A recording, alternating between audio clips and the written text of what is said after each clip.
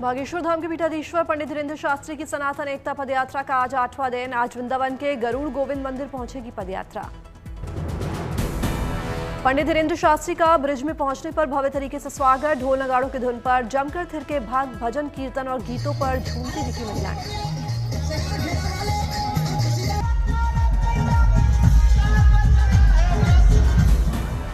हजारों की संख्या में लोग सड़कों के किनारे खड़े होकर पंडित धीरेन्द्र कृष्ण शास्त्री की झलक पाने को दिखे आतुर। मथुरा नगरी में बना हुआ है धार्मिक माहौल।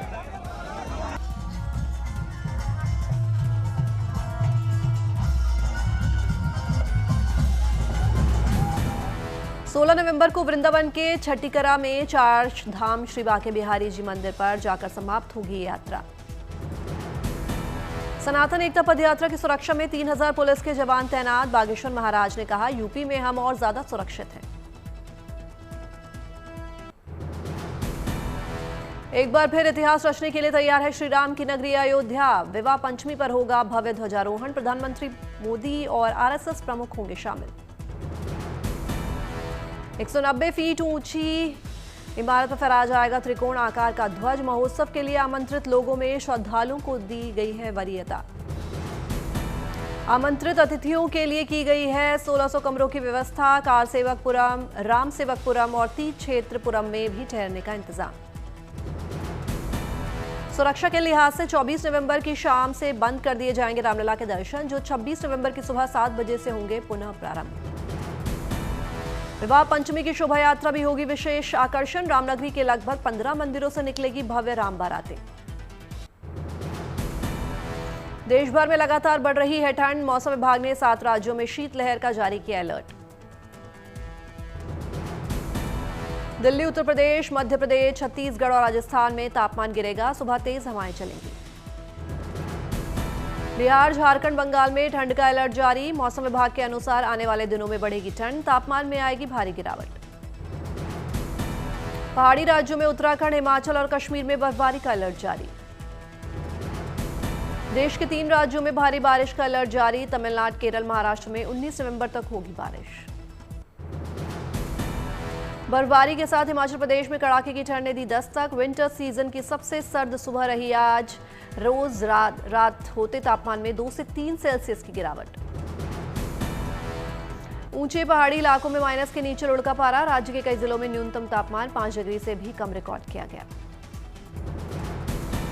शिमला के रिज मैदान में धूप खिलते ही सड़क पर उमड़े सैलानी। गुनगुनी धूप में सैर करते दिखे टूरिस्ट।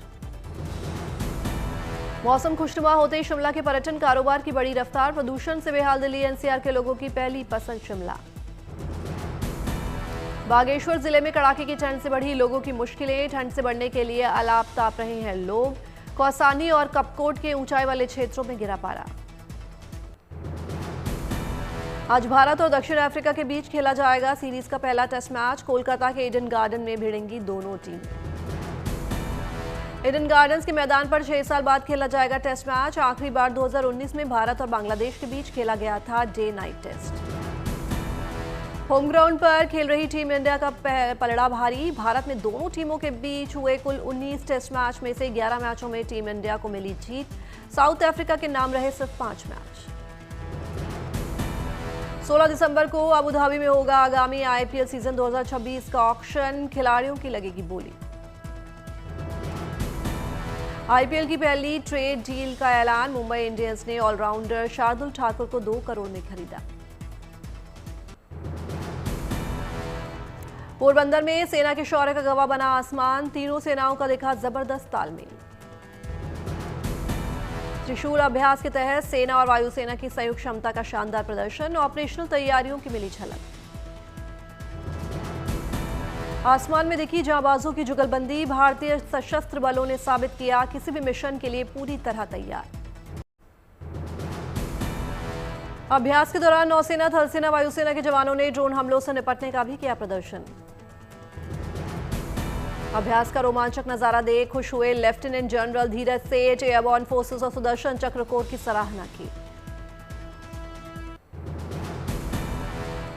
भारतीय सेना होगी और मजबूत। सेना के लिए खरीदी जाएंगी INVAR एंटी टैंक मिसाइल। रक्षा मंत्रालय और BDL में 2095 करोड़ का करार। आत्मनिर्भर भारत की दिशा में बड़ा कदम। बाय इंडियन के तहत खरीदी जाएंगी INBAR एंटी टैंक मिसाइल। पूरी तरह से भारतीय उत्पादन पर आधारित ये मिसाइल। भारतीय सेना का मैकेनाइज्ड वॉरफेयर होगा और मजबूत, बेहद सटीक निशाना लगाने में सक्षम है ये मिसाइल।